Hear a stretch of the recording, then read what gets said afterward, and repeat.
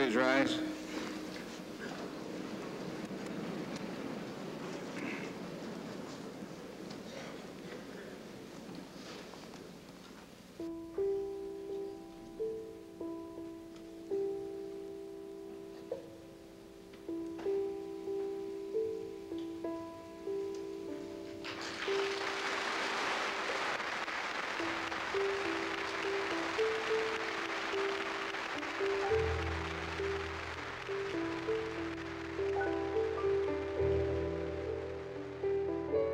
Members of the General Assembly, I feel impelled to speak today in a language that, in a sense, is new.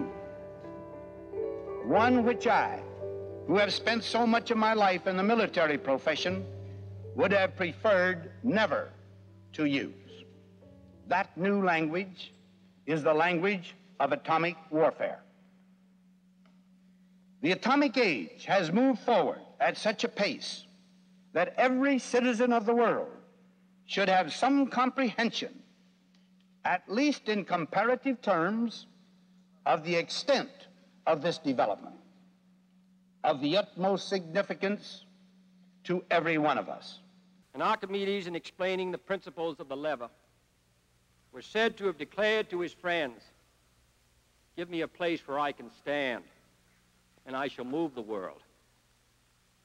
My fellow inhabitants of this planet, let us take our stand here in this assembly of nations, and let us see that if we, in our own time, can move the world to a just and lasting peace.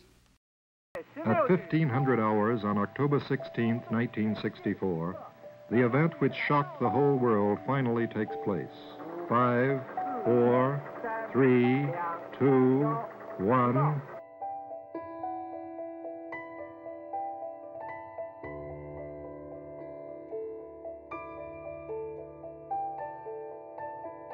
The Treaty on the Non-Proliferation of Nuclear Weapons is now ready to be signed. We have come here today to the East Room of the White House to sign a treaty which limits the spread of nuclear weapons.